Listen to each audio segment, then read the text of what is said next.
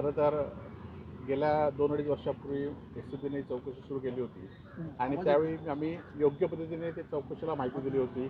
त्यावेळी आमचे जबाब पण घेण्यात आले होते आणि आमच्याकडे जी उपलब्धता गेले 20 वर्षापूर्वीपासून माहिती मागितली त्याप्रमाणे जी होती ती आम्ही दिलेली आहे.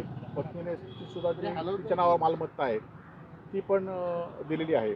परंतु आज त्यांनी पुन्हा एकदा त्यांच्या फॉर्मॅटमध्ये माहिती मागवली. ती फॉर्मॅटमध्ये माहिती आम्ही भरून आणलेली आहे आणि त्याचबरोबर 20 वर्षात जे काही जमिनीचे खरेदी विक्री व्यवहार असतील, खरं तर 1996 पासून मी इन्कम टॅक्स भरतोय आणि गेले 4 विधानसभेच्या निवडणुका मी लढवलेल्या आहेत आणि त्यावेळीसुद्धा मी माहिती माझ्या प्रतिज्ञापत्रात दिलेली आहे. त्यानंतर इन्कम टॅक्समध्ये सुद्धा सातत्याने माहिती दिलेली आहे आणि यांच्या व्यतिरिक्त कुठली खरं तर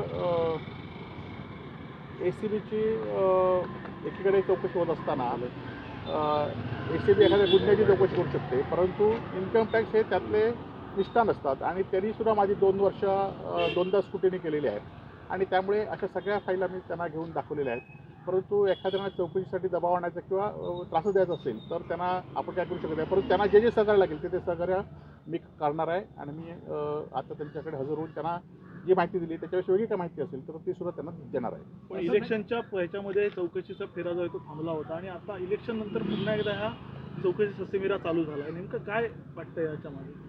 नाही, खरं तर चौकशी आम्ही जी दिली आहे, जी प्रॉपर्टी दिली आहे, जी दिली ती खरं तर चौकशी त्यांना पुरेशी होती, परंतु काय राजकीय दबाव असेल किंवा त्यांना काहीतरी वेगळी माहिती पाहिजे असेल म्हणून त्यांनी पुन्हा मागितलेलं आहे. तर त्यांना पूर्ण सहकार्य करण्याचं पहिल्यापासून धोरण ठरवलं आहे ते आम्ही करणार आहोत. दबाव शिवसेनेत येण्यासाठीचा दबाव असू शकतो?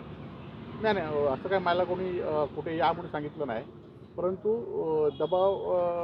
राजकीय दबाव असल्यामुळे अशा चौकशी होत असतात. कारण आपण माहीत असाल की एखाद्या ज्या लोकांच्या चौकशा झाल्या आहेत ते लोक त्यांच्यात गेल्यानंतर त्या चौकशा ॲटोमॅटिक बंद झाल्या आहेत, गुन्हे नोंदवून सुद्धा बंद झालेले आहेत आणि त्यामुळे पण मी काय त्याच्या दबावाला भीक घालणार नाही. मी माझी जी माहिती आहे ती योग्य पद्धतीने देईन आणि माझा संघर्षाचा लढा हा सुरूच राहील. तर तुमच्यासोबतच राजन साळवी यांची पण चौकशी सुरू होती. आता राजन साळवी शिवसेनेत किंवा भाजपमध्ये चर्चेमध्ये सुरू झालेल्या पाहायला मिळत आहेत. एरवी तुमच्यासोबत तुमच्या जेव्हा चौकशी झाली तेव्हा राजन साळवी तुमच्यासोबत होते. आता ही लढाई मला एकट्यानेच लढायची आहे, त्यामुळे येणाऱ्या काळामध्ये ह्या जी लढाई असेल ती मी लढेन.